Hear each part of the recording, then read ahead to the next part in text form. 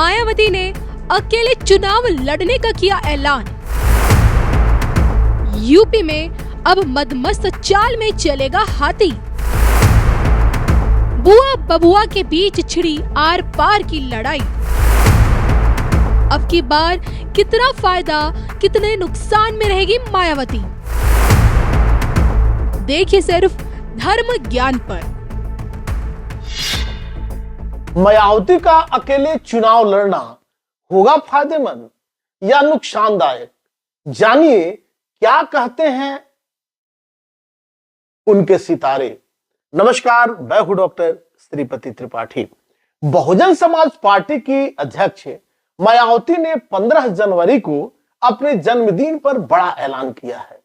Press को संबोधित करते हुए उन्होंने कहा है कि लोकसभा चुनाव में उनकी पार्टी किसी पार्टी के साथ गठबंधन नहीं करेगी और अकेले ही चुनाव मैदान में उतरेगी। गठबंधन से बहुजन समाज पार्टी को फायदा कम, नुकसान ज्यादा होता है। मायावती के इस ऐलान के बाद क्या बसपा लोकसभा में भारी जीत हासिल करेगी या फिर होगा नुकसान, जानिए क्या कहते हैं मायावती के सितारे। मायावती ने अपने जन्मदिन पर लोकसभा चुनाव में अकेले लड़ने का जो ऐलान किया है, उन्होंने कहा है कि किसी भी तरह के गठबंधन से बसपा को नुकसान होता है। चुनाव के बाद उचित भागीदारी मिलने पर समर्थन दिया जा सकता है, लेकिन यह समर्थन मुफ्त में नहीं दिया जाएगा। उनका स्वर अखिलेश यादव के साथ साथ नरेंद्र मोदी के लिए भी था। उनका रवैया केंद्रीय सरकार के लिए भी आलोचनात्मक रहा।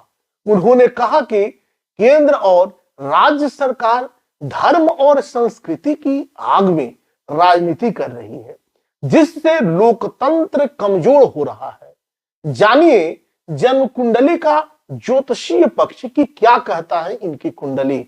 अपनी बात को आगे बढ़ाते हुए मायावती ने यह भी कहा कि पिछले महीने मैंने आकाश आनंद को अपना एकमात्र उत्तराधिकारी घोषित किया था, जिसके बाद मीडिया में यह अटकलें लगाई जा रही थी कि मैं जल्द ही राजनीति से संन्यास लेने वाले हूं। मैं बताना चाहूंगी कि इन अटकलों में रत्ती भर भी सच्चाई नहीं है।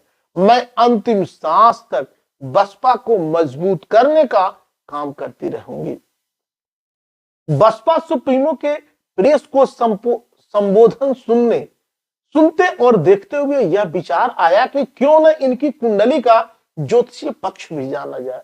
सप्तम भाव में सूर्य बुध चंद्र मौजूद है। 15 जनवरी 1956 को जन्मी मायावती का जन्म लग्न कर्क राशि है। द्वितीय भाव में वक्री गुरु, पंचम में मंगल, शनि और राहु है। सप्तम भाव में सूर्य बुध चंद्र है एवं एकादश भाव में केतु विराजमान है। सभी ग्रहों का 4 भाव में होना शुभ केदार नभस योग का निर्माण कर रहा है। चंद्र से द्वितीय में शुक्र सुनफा योग का निर्माण कर रहे हैं। कुंडली में गुरु शुक्र की युति जहां प्रतिकूल परिस्थितियों को अनुकूल बनाने का सामर्थ्य प्रदान कर रहे हैं, वहीं पंचम भाव में मंगल शनि के साथ राहु की उपस्थिति अपने निर्णय से अनुकूलता को प्रतिकूलता में बदल देने की ओर संकेत दे रहा है। वर्तमान समय में जब देश लोकसभा चुनाव के समीप है, तब इनकी चलने वाली विषोत्तरी दशा है बुध में राहु की अंतरदशा में बुध की प्रत्यंतर की है। महादशानाथ एवं प्रत्यंतर दशानाथ बुध जन्म कुंडली में तृतीय एवं द्वादशीय होकर द्वितीय एवं लग्नेश के साथ सप्तम भाव में विराजमान। बुध राहु की युति खराब होती है। दशमांश कुंडली में बुध दशमेश होकर दशम भाव को दृष्टि दे रहे हैं। उच्च के खष्टेश एवं एकादशेश के साथ है। द्वितीय एवं नवेश से दृष्ट है। पंचम भाव में राहु शनि और मंगल का योग अंतरदशानाथ राहु जन्म कुंडली के पंचम भाव में पंचमेश के साथ होकर एक प्रबल राजयोग का निर्माण कर रहा है।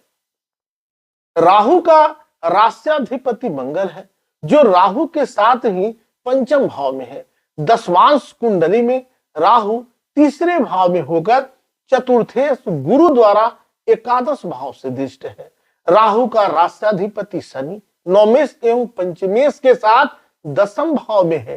पंचम भाव में राहु, शनि और मंगल का योग इनकी स्वयं की और स्थिर मानसिकता की वजह से निर्णय लेने में ऊहापोह की स्थिति, मतिभ्रम की स्थिति बना रहे हैं। लेकिन महादशानाथ, अंतरदशानाथ एवं प्रत्यंतर दशानाथ का संबंध जन्म कुंडली एवं दशमांश कुंडली के चतुर्थ, पंचम, नवम, दशम, एकादश के साथ साथ छठे भाव से भी हो जाना आने वाले लोकसभा चुनाव में प्रतिकूलता को अनुकूलता में बदलने का माहौल तैयार कर रहे हैं।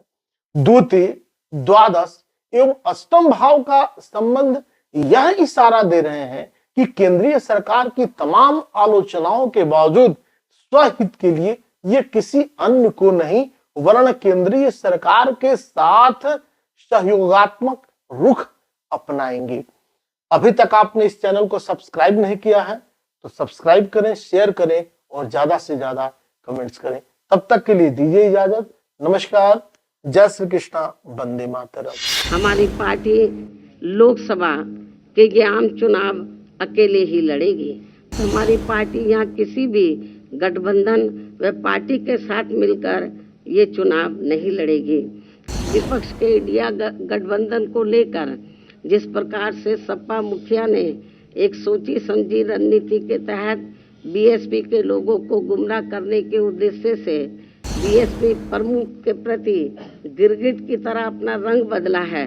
मीडिया में ये भी फर्जी व गलत खबरें प्रचारित की जा रही हैं कि ऐसा लगता है कि अब बीएसपी प्रमुख जल्दी ही राजनीति से संन्यास लेने वाली है। इसमें गरीबों, मजदूरों, बेरोजगारों तथा बहुजन समाज के सभी वर्गों के लोगों को बीएसपी से जुड़ना तथा इन्हें फिर सत्ता तक पहुंचना बहुत जरूरी है।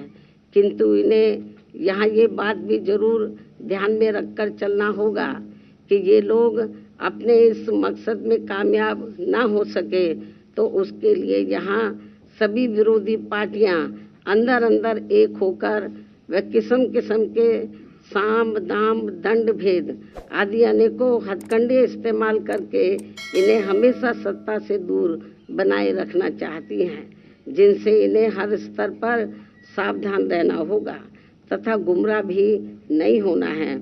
और इस मामले में ताज़ा उदाहरण ये है कि अभी हाल ही में विपक्ष के इंडिया गठबंधन को लेकर जिस प्रकार से सपा मुखिया ने एक सोची समझी रणनीति के तहत बीएसपी के लोगों को गुमराह करने के उद्देश्य से कुछ ही घंटों के अंदर बीएसपी प्रमुख के प्रति गिरगिट की तरह अपना रंग बदला है, तो उससे भी पार्टी के लोगों को जरूर सावधान रहना है।